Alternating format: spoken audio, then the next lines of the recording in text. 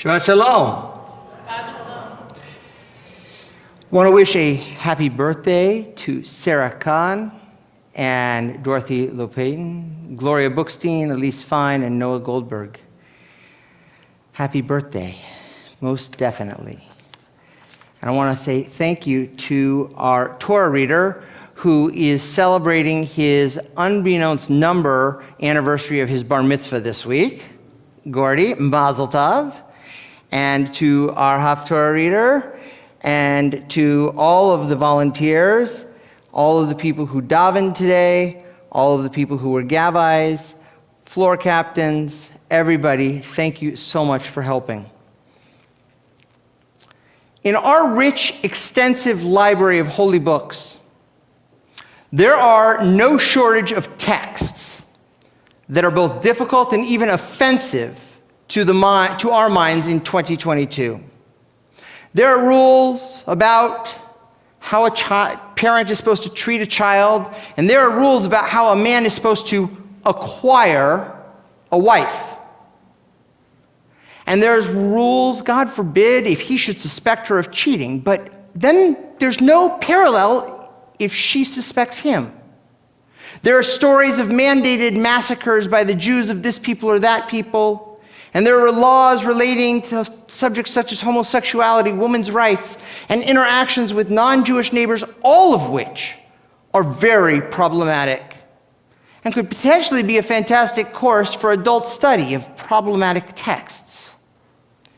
When we encounter such a text that rubs us the wrong way, pushes our buttons, or just makes our hair stand on edge, what do we do with it? How do we handle it?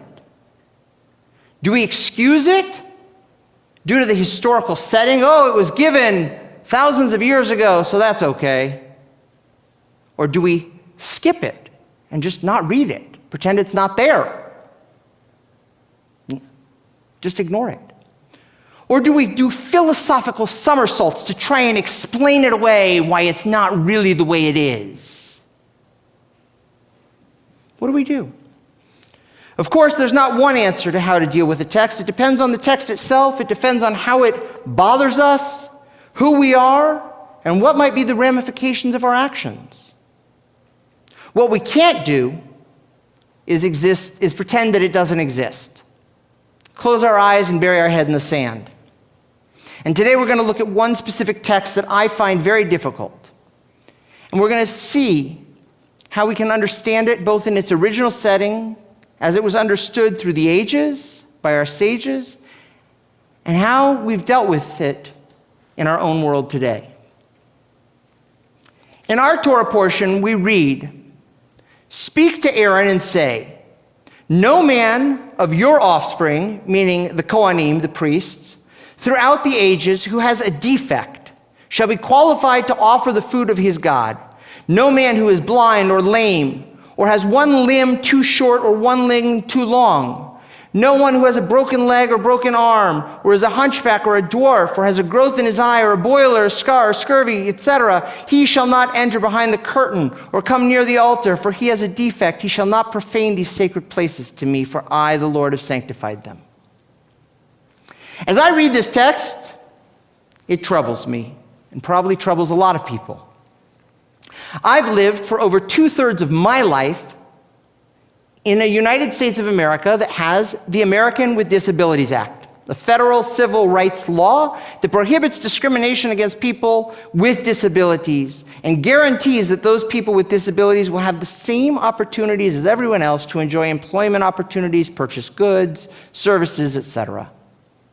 So the idea of excluding someone based purely on a disability strikes me as problematic. I don't believe that everyone is equal. Let me get that out there. I don't believe everyone is equal. I will never ride a bicycle as fast as Mark Kahn. Just won't happen. No matter how much I train, I will never sing like Zamira. I will never understand biblical grammar like Rabbi Pachter or baseball like Rabbi Pachter. Just won't happen. I'm not created for that. And I'll never give birth naturally. I might even say, thank God. But I think that a system that has built-in exclusionary policies based on physical deformities is not a system that I want to be part of. As I looked into this particular text, I began to see two different reasonings for such a law. Is the exclusion of the priest with the deformities on account that his presence is, on the one hand, an offense to God? Just as we're told not to bring animals for sacrifice that have a blemish or physical deformity, so too the person bringing them and offering them can't have a blemish or deformity. Makes sense or not? Or on the other hand, is the exclusion of the priest with such deformities on account that his deformities are a distraction to the rest of the community? Let's look at the first reason, that it's an offense to God. Such a priest, this idea is brought by several commentators. Chizkuni says that seeing that the priests represent the whole Jewish community before God, it would not seem appropriate that the community dispatches a blemished person as their representative before the King of Kings. Just like we pick a beautiful lamb with no blemishes, we should pick a beautiful person with no blemishes. Do any of us not have blemishes? And the Sefer HaChinuch on the same idea says, it's from the roots of the commandment to enhance the glory of the temple as a house of God, and therefore not fitting for someone with a blemish to go there, since it's a place of perfection, the temple and God's house. It's not appropriate for someone with any lack to stand there. I don't get it, and I don't buy it. Both of these strike me as problematic, primarily because I don't want to, and I won't believe in a God that cares about such things. In fact, to the contrary, exclusion and potential public humiliation that could come from such exclusion, I believe, are more of an affront to God than the possibility of having a left-handed priest, which, by the way, the Talmud says left-handed is a physical deformity. My wife is left-handed, so I had to wink at her. I don't buy that. Neither does Bernice, okay. Yet the other reason I mentioned is much more relevant to our lives today, that of the person being a distraction. During the summer of 1921, Franklin Delano Roosevelt was enjoying a day of sailing on his yacht when he suddenly fell overboard into the icy waters of the Bay of Fundy, which ironically felt paralyzing to his body because of the cold waters. Yet the following day, he couldn't feel his legs. By the third day, he could no longer hold his own weight. And he discovered that he had late life onset of infantile paralysis, otherwise known as polio.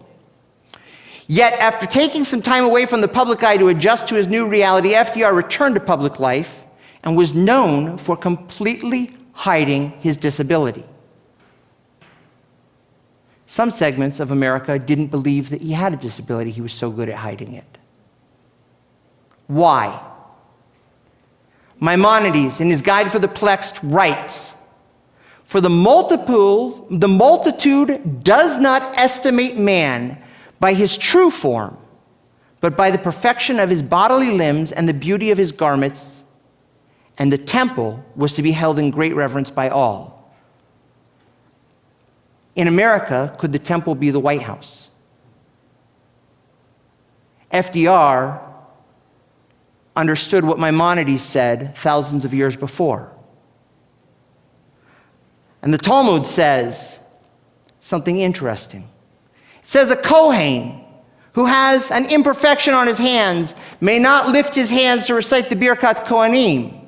And Rabbi Yehuda says even one whose hands are colored with dye from his workplace may not lift his hands because people will look at them and be distracted. In other words, anything that would distract the public is a problem. if it distracts the public, the Talmud says it's a problem.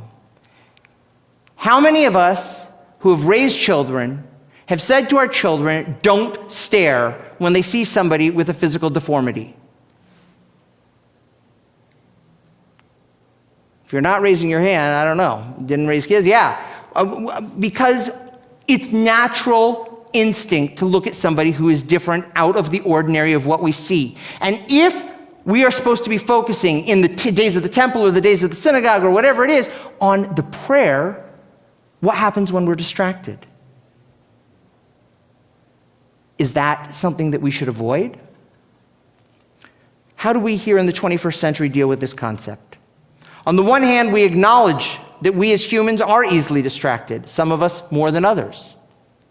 And it helps when the person who's leading us or speaking to us appears in a manner that allows us to focus on our primary purpose of being there. But we're lucky as Jews because our library of holy texts is so vast that if we look deep enough, we may find something that allows the troubling text of today's Torah reading to sit a little better. And so I bring you a solution, perhaps. The Talmud says the following: Rabbi Yochanan stated the law, one who is blind in one eye may not lift their hands to recite the priestly benediction because people will stare at him in his eye. Sounds problematic from a 21st century read. Then the anonymous voice of the Talmud comes and asks a question. And the anonymous voice says, wait a second. Wasn't there a certain priest who was blind in one eye and lived in the neighborhood of Rabbi Yochanan and davened at his shul and was allowed to bless the people at the Birkat Kohanim? Rabbi Yochanan just said that such a person couldn't do it, so how are we going to say that Rabbi Yochanan accepted his blessing? If Rabbi Yochanan didn't believe he should be there, then he wouldn't have been there because Rabbi Yochanan was the head of that shul. The Talmud says, wait a second. That priest who was blind in one eye was a familiar figure in the town. Everybody knew him, and nobody stared because he was a member of the community. If we know the person, if we allow ourselves to get to know people who are different, who might normally distract us, if we take the time to not stare but to say, hi, how are you? Perhaps we can overcome that situation. The Talmud is telling us that's it to each one of us. As was spelled out explicitly by Maimonides, the multitude does not estimate a man by his true form, but by the perfection of bodily limbs and beauty garments. And yet on the other side of the equation, perhaps we might spend some time asking ourselves, what do we each need to do to arrive at a place where we're able to see the beauty of the soul of the person standing in front of us, regardless of their height, their weight, their gender, sexual orientation, or any disability they might have. Shabbat Shalom.